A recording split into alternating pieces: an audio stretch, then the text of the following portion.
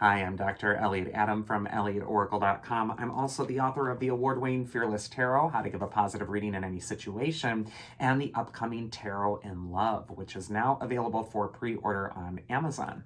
And I'm also excited to announce that next month in October, I will be presenting at Tarotpalooza, which is a 3-day online event which a lot of tarot luminaries, authors, speakers, readers in our community are going to be presenting a class on how to improve your tarot skills. So if you are interested in my masterclass, which is actually going to be on how to give resonant readings, or some of the masterclasses presented by the other speakers, do visit the link on my stories on my Instagram page. It'll be titled Tarotpalooza. And I also have the link available on my website, ElliotOracle.com.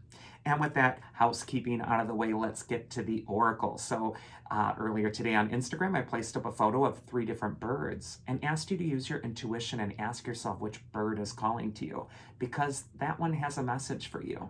And the birds were the penguin, the dove, and the flamingo. So if you're just joining me now, ask yourself which animal or bird is calling you, because that will be your message. So for those of you who picked the penguin, the card says whimsy, community, and loyalty. And penguin is loyal to its community. In fact, it survives the harshest temperatures and the cold by banding together with others. So if you're attracted to penguin, this could be a time to work well with others, to be a team player, or to also rely on your community for the support you're seeking. First card for penguin is where it's best to place your focus. And we actually get the 4 of Cups. And we see this figure who's kind of closed down. His arms are crossed, his legs are crossed, and he's not open to receiving the blessing that's right in front of his nose. And what this can indicate is getting stuck in your head, concentrating or ruminating on something that isn't working, and being unable to see the miracle that's being unveiled right before you. The angelic hand is a symbol for angelic help that's trying to find its way to you, but you can't see it if you're stuck in your own head. You might need to open your eyes, look around, and see the little signs and serendipitous signals that are being sent to you at this time. The advice from your inner wisdom, if you pick the penguin, is actually the Page of Wands. And he's a card of talent and also growing into those talents. The Page of Wands is optimistic. And like the penguin, he's rather playful.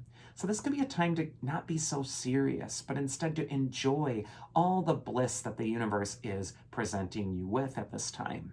This is also a time to be patient with something you're growing into. The Page of Wands holds that wand in front of him that's a lot taller than he is. It's like a measuring rod, and he hasn't quite grown as tall as it. So this is saying to be patient with your growing processes. Be patient with your talents. They are being cultivated. And it is something to be excited about and optimistic about, even if it feels like everything isn't perfect at this time. And then the mythic archetype that is going to help the penguin this next week is actually Odysseus, the man who took 20 years to get home. Odysseus could say, stay focused on your target, stay focused on your goal, and don't be afraid of the time it might take to get there, because life is the journey, and it's so important you're enjoying the journey, you're enjoying this moment, you're present for it, instead of projecting too far ahead or too far behind. And so Odysseus can really get you back on track to focus on the gift that the journey is presenting you at this time. Next, we're going to go into the dove spirit, and this card says compassion, healing, and harmony. And dove is a symbol for healing, beauty, peace, also messages from spirit. So this could be a time, if you're attracted to dove, to really pay attention to the little signals maybe a loved one is sending you from beyond, or maybe even just what your guides or angels are sending you on your path. First card for dove is where it's best to place your focus. We actually get the Knight of Pentacles. And of all the knights in the tarot, the Knight of Pentacles is the only one who's on that horse that isn't moving forward at this time. It's at a standstill. And what he's doing while he's waiting is he's associated with the astrological sign of Virgo, so he is analyzing the situation. He's getting the details. And so for you, I feel that this might be a time where you're not able to progress forward as quickly as you would like. You might even run into a divine detour, and yet there's something important to learn in the present. And so it's so important that you're being alert and aware to the details right now. The details do matter. Don't just kind of glide over things in broad strokes at this time. When we see the Knight of Pentacles, it's really time to be a little bit more careful and analytical. Second, we got advice from your inner wisdom if you pick the dove. And wow, what a wonderful symbol for dove. It's the Temperance card. Temperance is telling you nothing too much. Don't let the highs be too high or the lows be too low, as an old teacher used to tell me. And it's just a time to moderate yourself, moderate your response to what's happening. Temperance is all about balance, checking in with your body, and eliminating any extraneous stress. So if you need to take it easy right now, Temperance is saying give yourself the peace that you need. The angel is pouring one full cup of water into the empty cup.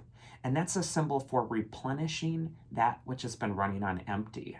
So if you're attracted to dove, this could be a time to stop forcing things or pushing ahead, especially with the Knight of Pentacles and the Temperance card. Instead, it's time to refill yourself and to really give yourself the healing that you need. And just take your time.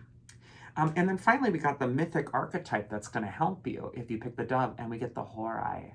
They are the hours. They're the goddesses of the seasons. And what they indicate is everything is going to come in its season. The Knight of Pentacles might be frustrated because his garden is not growing now. The fields are brown. But the Horai remind us that in time, everything is going to come into its season. So this could be a time to be patient and to really just take your time with something. And maybe instead of forcing so hard for something to come true, that Temperance card is saying, now's a time for some self-care. Everything in that garden is growing in the background of your life right now, and the watch pot will not boil. So it's important to divert your attention to that which you can control, which is how well you take care of yourself at this time.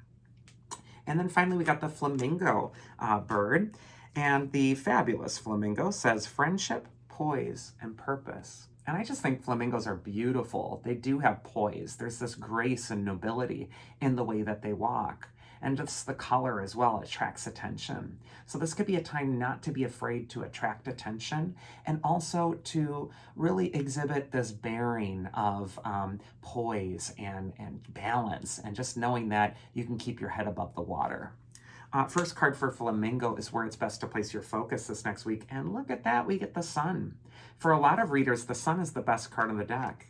And for me, I think it really indicates that no matter what's going on in your life, every day is a new day. Every day the sun comes up and gives us its life-nourishing rays, we can begin anew.